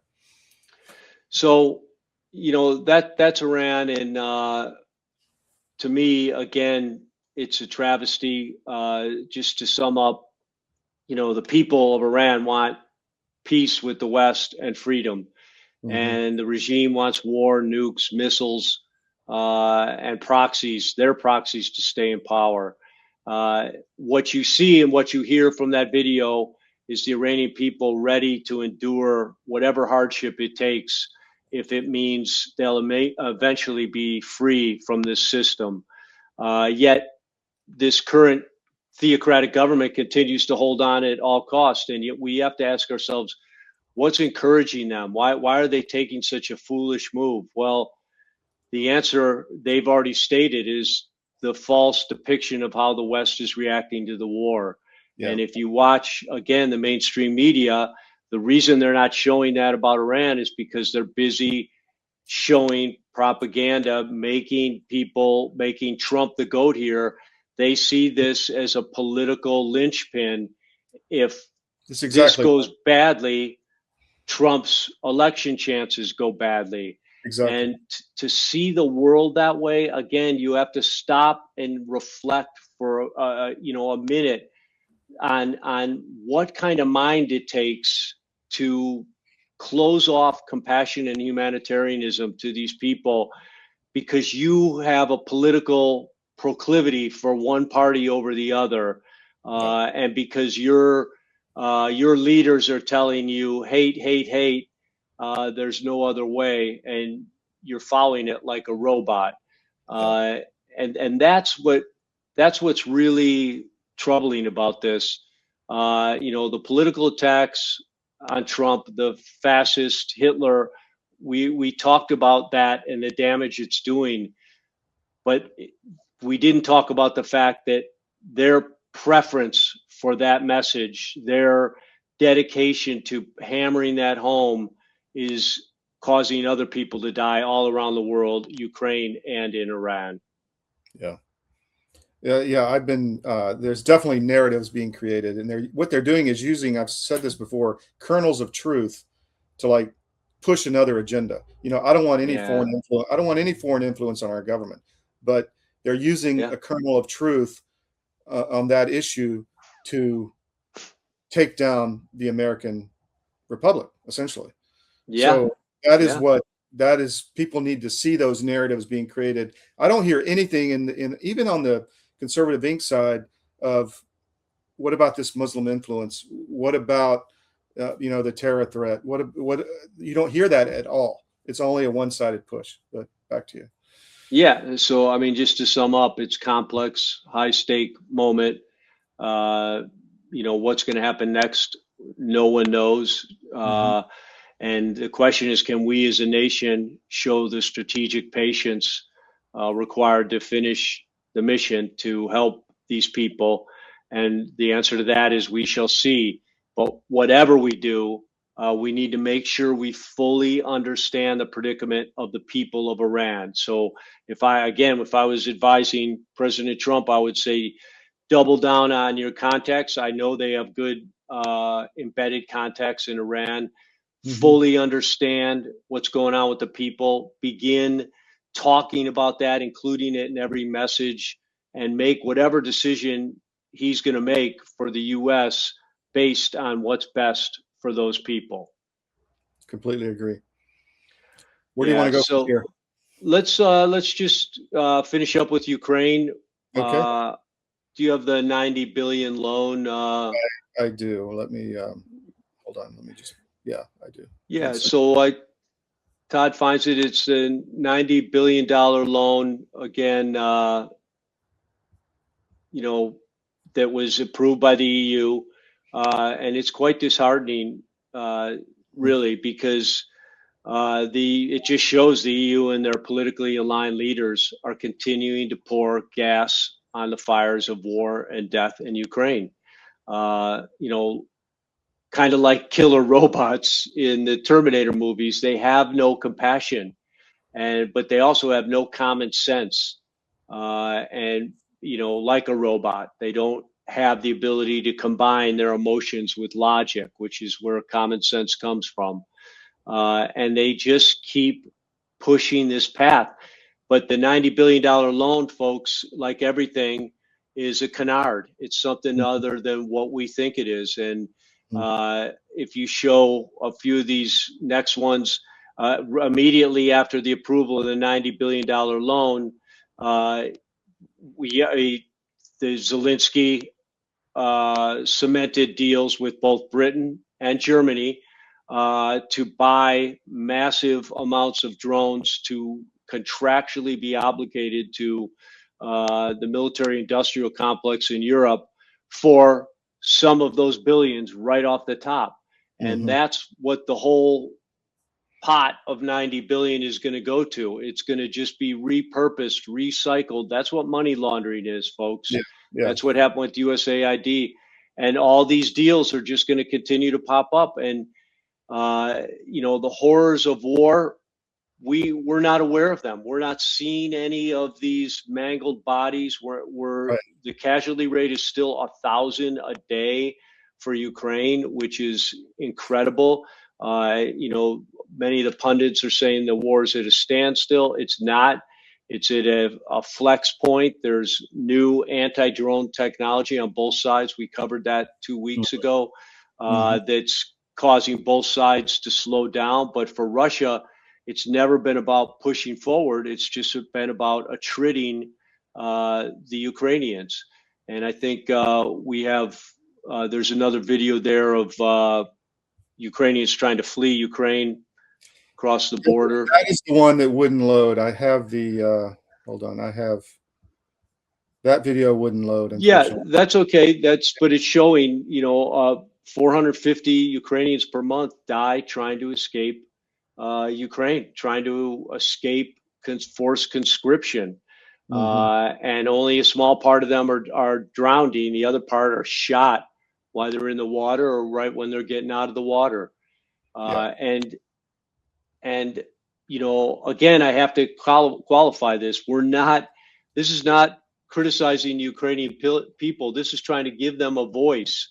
Yes. They are captive underneath the totalitarian regime of Zelensky and his EU and US handlers, because there still are US handlers. We still see Lindsey Graham and Chris, these other politicians still supporting Iran, are still supporting Ukraine at every turn. Yes. So it's pretty horrific. Go ahead. I think we have another shot there. Yeah, I've got this talking about the deals. Yeah, you can just go through that. That's the Germany deal, multi-billion-dollar deal. Yeah. And then I have this: Trump's contradictory public comments are harming the negotiation process. Yeah, you don't need that one. Okay. And that's just the fact. We'll just leave it at that. That was I have two other Iran videos. thing. I have two. Yeah. I have the video on the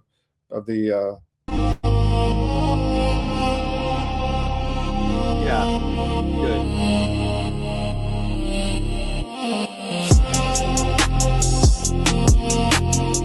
No, that's a good way to end it, folks. We don't show that because we think it's cool. It's horrific, but guys are dying, and they're dying when they get out of their car because a drone tracks them and blows them up on the spot. And that's what none of these politicians, they cannot internalize. Just take one of these soldier victims and internalize it, and it'll change your whole view of the war. There's no purpose to that war except laundering money and using Ukraine as a vassal for the censorship industrial complex, and who knows what else they had in mind. So, I guess the common thread through all three stories we just talked about, the White House correspondent, dinner shooter, Iran, and Ukraine, is just once again this propaganda spewing mainstream media and global media that is not just aimlessly cutting through stories and censoring studies. They're strategically aligned to manipulate the populace to cause us to fight against each other instead of them, and that's why they love what happened at the correspondents' dinner. This is just another one of their soldiers who's doing what they want, and you heard the initial reaction to it was like what's becoming the norm for the Democratic Party. Not a single Democratic politician has stood up yet and said, we have to stop this. We have to stop creating this violent, combustible atmosphere. We have to tone down the rhetoric, which Trump said right after the shooting. And they could start by stop calling Trump a fascist and a Hitler. And just to close on that, Democrats clearly don't know what a fascist is. So I called up from Merriam-Webster the aggregated definition. There's 4 different definition sources rolled into one, and it's fascism is defined as leader-centered authoritarianism, suppression of opposition, and social and economic regimentation. So let's just apply that contextually to Trump. Leader-centered authoritarianism. President Trump can't even get the 2 most powerful senators in his own party to support the SAVE Act, which 80% of Americans favor, 80% covering both sides. So leader-centered authoritarianism is far from what is happening in our political landscape in America right now as you can be. He can't even get his Congress and Senate aligned because we have still so many rhinos, so many people subject to bribery and doing the wrong thing instead of the right thing. The second is suppression of the opposition. And I love this because, you know, if those tapes had played, you heard Tim Walz, you heard Kamala Harris, you heard Anderson Cooper, all call Trump a fascist. Well, the next time a globalist or a Democrat calls President Trump a fascist, someone should say, you just proved he's not, because you can't have opposition in a fascist regime. Fascists do not allow the opposition to exist. And I already mentioned one of Zelensky's first actions as president was to outlaw the opposition so that he could gain a supermajority in the Rada, which he has today, so there is no opposition party in Ukraine. But every time you hear someone openly call Trump a fascist and then get into their limo, someone should stand up and go, you just proved he's not a fascist.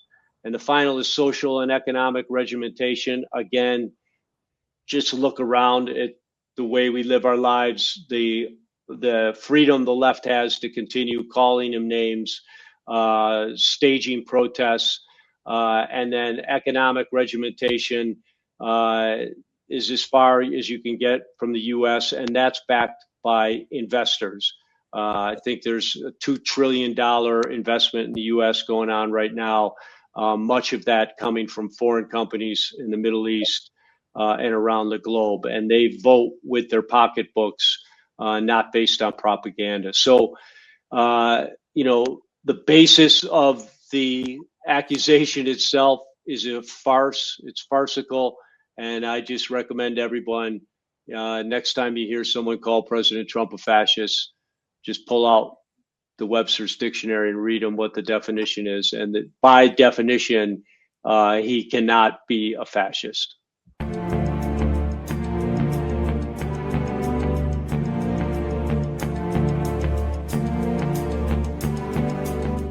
Well, in the case of hydroxychloroquine and ivermectin, these are 2 medications that have been FDA approved for use in humans for decades. They are very, very inexpensive. Interestingly, available over the counter in almost every other country other than the US and Canada.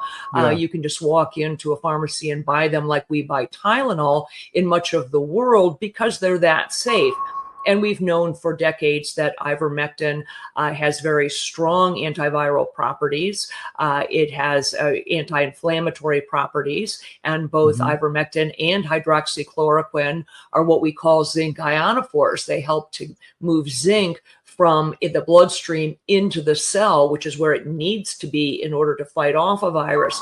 So lots of application for these, and we have every reason to believe that those drugs also will likely have some efficacy against H5N1 or a number of other respiratory viruses that we may meet down the road.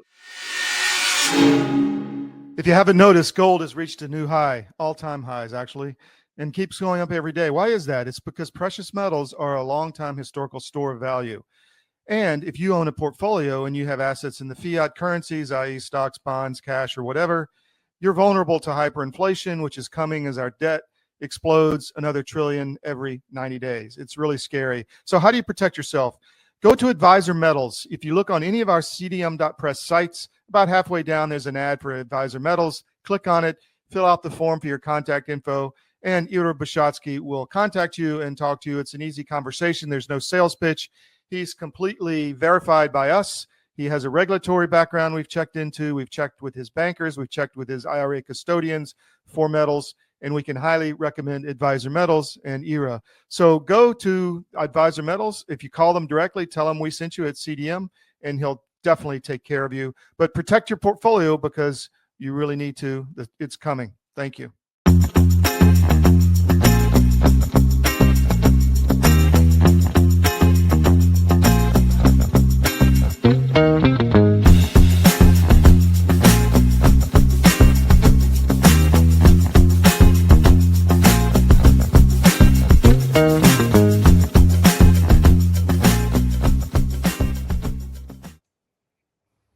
Well, I don't know if you can hear me or not. We're having a lot of squirrely stuff going on. We will see you tomorrow on the SCIF, and we'll fix this video and put it out so everybody can see it. So see you tomorrow on the SCIF. Thank you for joining us today. Take care.